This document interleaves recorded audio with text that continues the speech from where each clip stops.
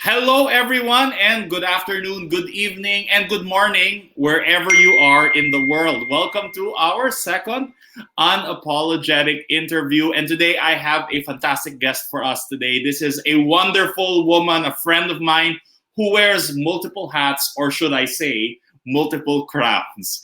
So she won the title of Miss Rodeo Kansas many years ago. She kickstarted a runway and print model career, and eventually she became the director of new faces for one of the top modeling agencies until the entrepreneurship bug bit her and she created her own modeling and talent agency as well.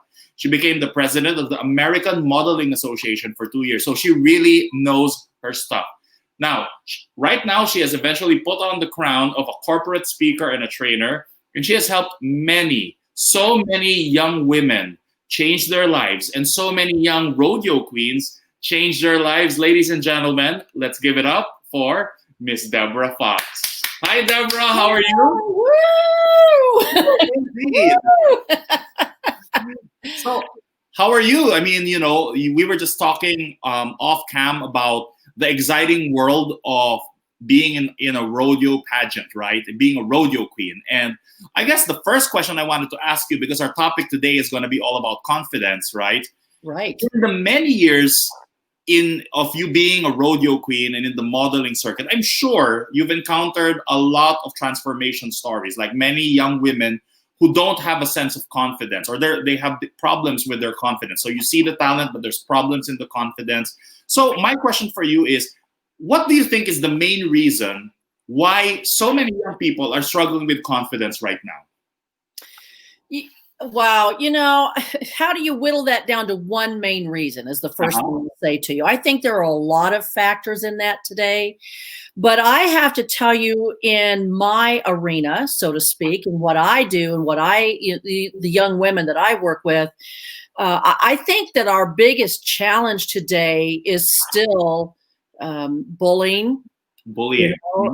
Young people bully each other. Cyberbullying is huge. I mean, it's amazing to me just how brave people are behind a keyboard. Mm-hmm. And Francis, they will say things and insult people, and it's nasty. It's just nasty. And if someone has a little bit of a self-esteem challenge anyway, that just tears it down even more. Mm-hmm. I find that in the pageant world, it can get pretty nasty too. Wow. And so, there are good days and bad days. And I think that's true of life. I mean, can't we agree with that? Yes. But yeah, I think that it's the messages we get from other people that are not empowering that I think become a real problem. Okay, so I liked how you started off by pointing out about the challenges of social media. And that's true. I think a lot of people are struggling with this. Like here in the Unapologetic Tribe, one of the things that we help people with is really, how do you listen to your own voice if you are being bombarded with so much opinions by other people that you kind of lose sight of who you are? And it kind of, you're right, it really erodes a person's confidence, right? So in the face of this nonstop onslaught of social media, what is one concrete tip that you can give someone so that they can have they can put up a defensive barrier or a force field against negative words, negative opinions, negative comments of other people? And I'm sure you've encountered like a lot of that. Well, haven't we all right now? Yes. Right now, especially, haven't we all? Yes, definitely. It's funny you would ask that. Yesterday, I signed off of Facebook for a while. And I saw in your post. Right, because I find that there's an old statement that I teach a lot in my workshops and my seminars that says you are the average sum of the 5 people you hang out with the most. And then I always ask people, did you just evaluate your friends? But who are you hanging out with? And you have to understand that when you're on social media, you're hanging out with hundreds of people that you don't even know, you've never met, they know nothing about you, but they're going to tell you why what you just posted was stupid or wrong or bad. And I think for young people, that is extremely devastating because they tend to take that to heart. Man, I'm going to tell you what, get off the keyboard and get busy on things that can advance you. If Mm. you are concerned that you're not confident enough, I will tell you what causes a lack of confidence, and that's a lack of knowledge. Knowledge is confidence. Confidence is power. So if you're spending all day long on Facebook, what are you learning? Oh, I love that. I love that. So it's all about knowledge is confidence. And I like how you spun it. So instead of crying and moaning and bemoaning, why are people nasty towards me? Why am I not confident? Rather, you try to make a positive action to try to learn something new. Yes. Because in your words, like what you said, knowledge is confidence. And that's very, very important. It is important. And I think that, when I did corporate seminars a lot, I would go in and I would say to them, listen, if you're sitting in a board meeting with the president of the company and several managers throughout the company, and they're talking about something that you don't know anything about, how many of you would raise your hand and input? Mm. And most people would tell me, oh, yeah, no, I'm not going to say anything. Well, of course you're not, because you don't have enough knowledge to speak to the topic. And that isn't just true in corporate America. That's true in every single thing you do. If you're not investing time learning the subject matter, learning the topic, learning how to improve yourself, learning about makeup, learning about wardrobe in the pageant world, right? Then, and how to model and how to be a public speaker, then no wonder you're falling victim to the criticism of people, because you don't have enough knowledge to fight it. Yeah. Oh, so in essence, if I were to distill what you just said, if you want to build your confidence, you got to build your knowledge base, which means there is a conscious decision to invest every day in learning new things. Yes. And I don't know. I could resonate with that statement, Deborah, because as speakers, you and I mean, we can relate to this in the sense that if we're asked to talk about something that we are absolutely sure of, oh my gosh, we can slay the stage. But if I'm asked to give a talk on a topic that I'm speaking about for the very first time, right? I don't know about you, but I really get really bad butterflies in my stomach. It's like I get so scared. I reach the point where I want to puke before I even step in front of the stage, right? I get it. Yeah, I get it. Totally. In your world, you deal in a highly competitive world, that of being a rodeo queen. Can you give our viewers an idea of what a rodeo queen is first? Because like personally, before I met you, I didn't even know such a thing existed. Well, a rodeo queen, a rodeo queen pageant is no different than Miss America or Miss USA or Miss Taiwan or Miss Germany or whatever, except they wear Western clothes and Western hats, and their talent is horsemanship. And like riding a horse. Like riding a horse, yes. Oh wow. Right. And so they represent the professional sport of rodeo. And rodeo has developed out of an American history, back in the 1800s when the ranchers had ranch hands and they would compete on the weekends on their time off. Well, I bet I can ride that bronc longer than you can. And that's what started the whole sport of rodeo decades ago. Well, these young women become the professional spokesperson for the professional sport of rodeo, and they compete to have these titles. But they're still competing in personality, appearance, horsemanship, which is their talent. They have to do media interviews. They do speaking engagements at chamber offices and in businesses before rodeos come to town. They're a PR person. So it takes a tremendous amount of the same kind of skill sets as a Miss America or Miss USA would have. So what's the most common thing that you notice among first-time contestants that hire you to help coach them to become winners? Because I'm sure people hire you to become a winner, right? So what are some of the things that you notice about them at the onset? Well, several things. The first thing that pops into my mind, if it's a very, very first time they're competing. They've never done this before. The number one thing I notice is that they may have, and listen, I have to tell you, there's a photo you have coming up shortly that this is a perfect case of what I'm about to explain. Do you have that photo of the three girls? Yes, let me pull that up for you now. Pull that up. So the young lady in this photo, and I know you're going to get it there in just a second. There you go. There we go. Okay, so the young lady on the left with the white hat and the plaid jacket, I met. Her name is Hannah Lieb. She lives in Texas, and I met her 3 or 4 years ago when she and her family, her mother, attended a rodeo queen workshop that I was doing. And they were getting ready to compete for Miss Rodeo Washington 2 weeks later. And her mom called me afterwards and said, would you help my two girls to compete for Miss Rodeo Washington? I said, you mean like in 2 weeks? And she said, yes. And I said, no. And she kind of was caught aback. And she says, well, why not? I said, because if you're hiring me to put them in the winner's circle, 2 weeks preparation is not enough from where you're starting. Mm-hmm. And they were kind of new to the rodeo queen world and did what a lot of people do. They went out and they searched for rodeo. And I jokingly, and she knows we laugh about this all the time, so I'm not saying anything out of turn, but I tell her when I first met her and her sister, they looked like Daniel Boone and his sister. They had the traditional leather, they had the fringy stuff, they had all the male rodeo stuff, instead of understanding what the rodeo queen world really was. So again, they had a lack of knowledge, and therefore they were trying to compete doing things that were not going to make them competitive. You can't turn a ship around in 2 weeks.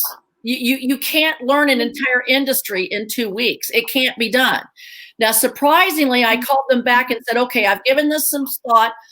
I will work with your two girls on one condition. And she said, what's that? I said, they need to do every single thing I tell them to do, which leads me to the second problem that I have with girls. And that's that a lot of times they'll come to my home for coaching, and so, lo and behold, they're not coachable. Oh, okay. They're not coachable. Okay. They're not coachable. So they'll come to me and they'll want me to work with them. And I'm trying to tell them, okay, look, this is great what you have and what you've been doing, but this isn't going to get you to the next level. We have to advance on this. We have to change things. And they will argue with me. And I lovingly call it frogging. They start frogging. And frogging means when I tell them to do something, they go, well, yeah, but you don't understand why I do my makeup that way. Well, yeah, but, and I call that frogging. If you're busy saying, yeah, but, you're not listening to what it's going to take to get you to another level. I love the idea. And I think that's a very powerful mantra that we should learn. We should say no to yeah, but, because when we catch ourselves saying that, it's demonstrating that we're not being coachable. We are accepting information, but we're not open to the possibility that this information can transform our life. So we put a but to it because we're trying to reference maybe a past failure that we had. But I like what you were saying about the role of the coach. In fact, the role of the coach is really to put you in a very uncomfortable situation, a very uncomfortable place. Well, yeah, sometimes. And I tell girls all the time, listen, if you're hiring a coach to tell you what you're doing right, you're wasting your money. Oh, so you don't hire a coach to tell you what you're doing right. No, I mean, they can say, hey, that's great. That certainly got you where you are now. But that, what gets you to one level, and look, this is true in life. This is true in business. This is true in everything. This is not just pageant stuff.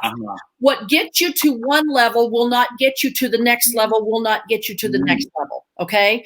And so when girls come to me and I say, listen, that's not a good dress for you to wear. And they'll argue with me. And I'll finally say, okay, I'm confused. Did you want me to teach you what to improve, or did you want to tell me what you're doing that's right? And I have to have that conversation a lot with girls, for instance, and I can't tell you how many girls sit here and cry and get mad and throw temper tantrums because I'm not buying into the yeah, but. And we are talking about being unapologetic, right? Yes, definitely. So I personally cannot in good faith take money from someone knowing that they're not coachable. I can't take mom's money, and I'll call mom and say, listen, she's not ready to be coached. I'm not going to take your money. So that said, since you've been dedicating your entire career to taking care of rodeo queens as well. So my question for you is, what do you think separates a winner from a runner-up? So what do you think is, when you see a girl for the very first time, what do you look at her that makes you say, you know what, this girl, she can be a winner, or this girl, she's going to be a runner-up? What separates them? I think the very first thing that I noticed is an overall attitude. I like to work with young women who are gracious, who are humble, who are willing to do whatever it takes to reach that goal. Again, that young lady that we looked at a minute ago that had on the plaid jacket, she won Miss Rodeo Washington the next year. With my assistance, and she won every single category in the pageant. And then she went to Miss Rodeo America last December, and she was first runner-up at Miss Rodeo America. Now, given the fact that 3 years earlier she didn't know a lot about rodeo, that's saying a lot. That says a lot, very much, yeah. But the reason why I changed my mind and agreed to work with them is because the attitude was right. I didn't catch attitude from them. They did exactly what I told them to do. If they had a question, they asked, we discussed it, but they didn't go behind my back. They didn't, say, oh yeah, but, and then go do their own thing. They did exactly what I told them to do. And I think that most coaches will tell you, I can't help you if you're going to go do your own thing. You don't need me. You don't need me for that. You narrated something about a story that's connected to your modeling agency where somebody offered you an opportunity, and if I wasn't mistaken, you felt you weren't ready yet, but you still took it. Can you share? Because that speaks volume about confidence, right? Because I guess you're not yet ready, but you said, you know what, I'll make this work. So I think our viewers will benefit from such a powerful statement, because maybe a lot of them are on the fence. They've been offered something, they think they want to do something, but they feel like they're not ready. And I think your story is a powerful testimony for that. And I appreciate that, and I'd be happy to share. So years ago, as you said, I started doing print and runway modeling regionally. I was a plus-size print and runway model, made decent money doing it, and eventually opened up my own modeling and talent agency. Well, the truth is, when I created this agency, it was not to be a modeling agency. I had moved to a small college town, and I thought, I've had a lot of experience in helping people put together resumes and dressing for success and, putting themselves together. And I'm going to create a career development center in this small community. And so I took the last $120 I had to my name, and I rented a location because, location is everything. It was right across the street from the post office, so you couldn't miss it. And I went into business, and I was offering resume prep classes, and I was offering, dress for success classes, and it was all wonderful. And because I'd done modeling, I thought, well, I'm going to offer one introduction to modeling course just for grins and giggles. Well, that was the only course that ever enrolled. And so many people were calling about that one little extra course I threw in, and nobody enrolled for the others. None. Zero. Zip. Nada. But this one class kept enrolling. So I kept canceling the other classes and adding it for a second night and a third night and a fourth night. And I started running radio ads. Now, I was in a small community where a radio ad was $5. How can you not run radio ads when they're $5 a pop, right?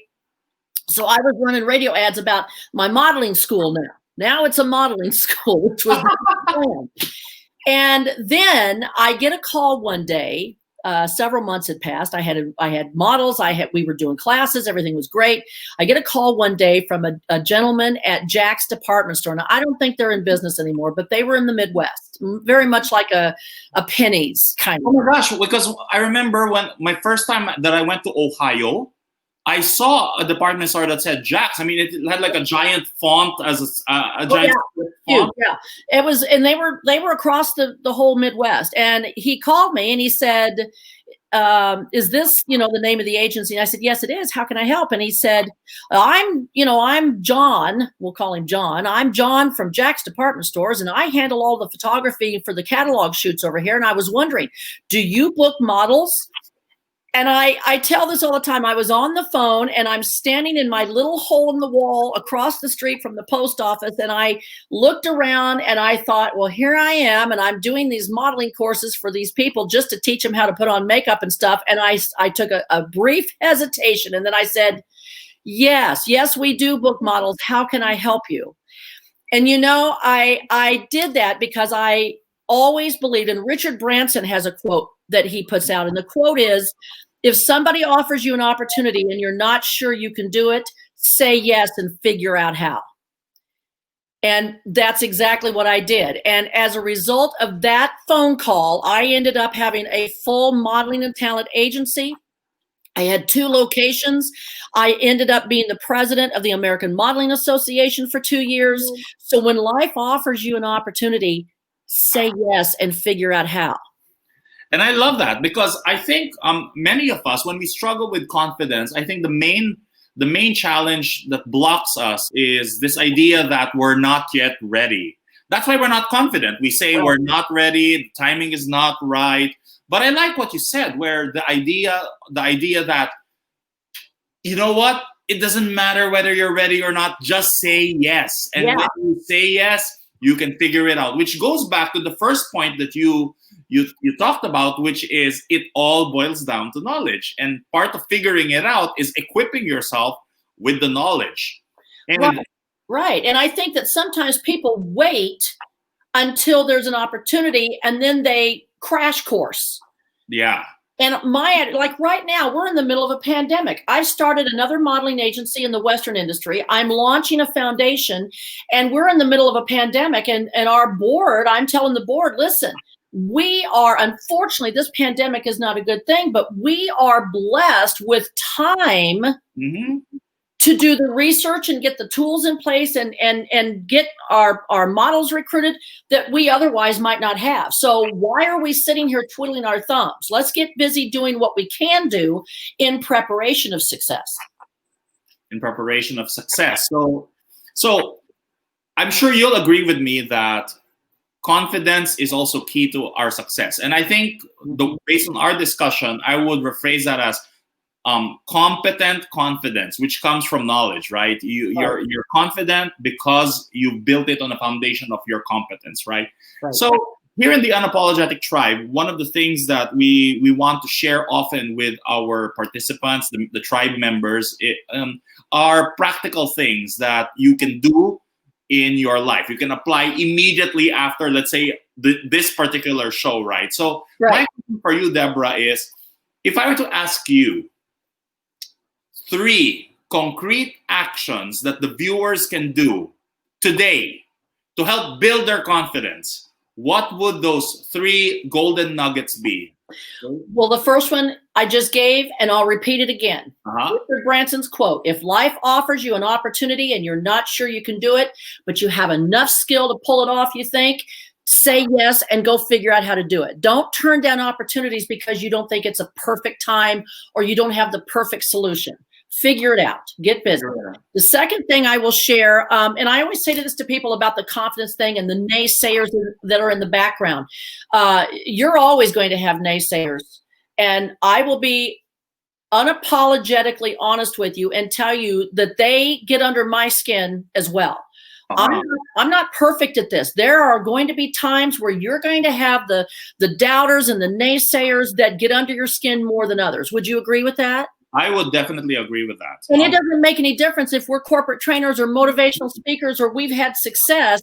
There's that one moment where maybe we're tired or maybe something's going on and you let that in. You get drugged down that rabbit hole. And what I want to say to this is what I have to remind myself all the time. If I owned a rental property, I would not rent that property to somebody for free. Would you? Would you do that? No, I won't. Of course not. You know why? Because that doesn't even make logical sense. So the question I ask people all the time is, why do you let that naysayer rent space in your head for free any longer than you need to? So this is an eviction that is worth it. You have to evict them, right? Evict them out of your brain. Now, out of your life. Right? I will say, I will hear what they say. I will do a self-check. I will look in the mirror and say, okay, is any of that true? Do I need to change something so that I don't do that again? But once that self-evaluation is done, they are out of here. Gone. Or like RuPaul says, you may sashay away. Sashay on your happy way, right? I got it. The third point that I will share with you, and I learned this actually being involved in the network marketing industry. I'm not really today, but this was a good, valuable lesson I learned. Keep the main thing the main thing. So whatever it is that you're wanting to do to be successful, or whichever pageant you're wanting to compete in, girls will want to compete in a pageant because they want to give it a try, but they're in basketball and volleyball and track and dating and 50,000 other things, and they're not getting the results they want from their pageant journey. I say, well, how much time are you giving this? I mean, is this just something you do, again, 2 weeks before pageant, or are you dedicating time to ending up in the winner's circle? You've got to keep the main thing until you reach that goal. You know, I worked on a lot of specific things. I didn't write a book first. I became a speaker, and I invested 20 years as a speaker. I was probably 17 or 18 years in as a speaker and trainer before I wrote a book. Okay, and I had my success. It was there. It was solid. I had a reputation. I had a great relationship with my clients, and I could step back and say, okay, I've got the main thing going. I've got that plate spinning on top of the pole. You remember the old circus act? Yeah. In the plate, and then you got to go to the next plate, and then you got to go to the next plate. Well, if you've got 10 plates spinning at the same time, some are going to fall off the pole because you can't keep it up. You just can't. So keep the main thing until it is solid, and then you can branch out and do the next thing. Or you can be mediocre at everything. So what you're saying is that no to Jack and Jills of all trades, right? You know, it's hard. You know, I'm a Jill of all trade and a master of some is not going to get you to the winner's circle. I like that. I think again, when it goes back to confidence, right? When we start talking about confidence, one of the reasons why we tend to not have a lot of it is because maybe the confidence has been diluted because it's been spread out across so many things that we're trying to be good at. Right. But when we look at that one main thing that you mentioned, right, then we start to concentrate the confidence there, and it becomes more potent. So I like that analogy. It's the first time I'm thinking about it from that point of view. That confidence is like it's like a magic formula, or it's like a serum where if it's concentrated, it's powerful. You dilute it, it becomes weak. And I think that's a very interesting way of looking at it. Yeah. So we're about to end our show for today, but I wanted to spend a few moments to talk about this foundation that you put up in the midst of a pandemic, right? Right. So I wanted you to talk about that because maybe there are people out there watching who might be interested in helping out the foundation. I'm very grateful to be a part of this foundation, my friends, by the way. Yes. Full disclosure. So I'm one of Deborah's speakers in this foundation. So if you want to help out this foundation, you can book me through the foundation as well. So Deborah, exactly right. Well, it's called the Foundation for Western Professionals, and we actually were scheduled to launch in February, and then alas COVID, which is what I always say, alas COVID. And so we kind of metaphorically pulled the rein in, if you will, and we waited. But our official launch date is next Tuesday. November 17th. The Foundation for Western Professionals is designed to do two main things. So what did I tell you? Keep the main thing the main thing. The first thing that we are focused on is raising scholarships for education, for livestock, and for small youth businesses for people in the agricultural or Western industries. And so one of the things that you just mentioned, we have a foundation speakers bureau that is going to be one of our fundraising arms, where we will go out and do what we do already. That's corporate training and motivational speaking. And the money that's paid for those speaking engagements comes back into the foundation, and 20% of that becomes a direct donation to the foundation. So we're very excited about that. Now, these are professional corporate trainers. These are not just, agricultural people. These are people that I have contacted, that I've worked with for many years.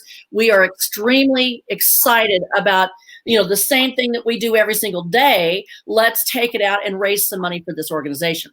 The second thing that the foundation is going to focus on is providing career advancement, education, and opportunities. So as we continue to grow, we will do job fairs in the agricultural industry. We will provide workshops and online training that's free for all of the members. So it's really easy to become a member. You've got the website there. It's tffwp.org, and you can become a youth member. Right now, the first 100 youth that enroll get it for $25 for the year. That's like nothing. That's like 4 cups of coffee. Okay. Exactly. But normally it'll be $35 for the year. Adult memberships are $50 for the year. And then we have Friends of the Foundation sponsorships that we are getting in, and we have corporate sponsors that we're getting in. So we're really excited that we're starting to grow and that we can focus. And this all came out of the fact that there were young people in 4-H and FFA and rodeo queening that they would get all done, and they're like, well, now what? I've learned all these skills and I've done all these things, and we were finding that nobody was really helping them parlay those skills into the next level. And so that's what this whole foundation is about. Wow, and I'm so honored to be part of this foundation. Thank you very much for inviting me here. And once more, thank you very much for gracing us here in the Unapologetic Conversations interview show. So there are many people who are watching this in the Philippines right now. It's still early in the morning, but I'm sure when people wake up, they're going to start watching and commenting on this. And I heard you have a book, right, that you want to talk about? I'm doing my best, Vanna. How am I doing? You're doing excellent. Excellent. Finding Your Moxie, Myths and Lies, Successful Women Kicked to the Curb. It went #1 in the Women in Business category on Amazon in the first 10 days it hit. So go check it out. You can get it on Amazon. You can order it from me direct at imagedevelopmentgroup.com. That's imagedevelopmentgroup.com. That's it. I'm done.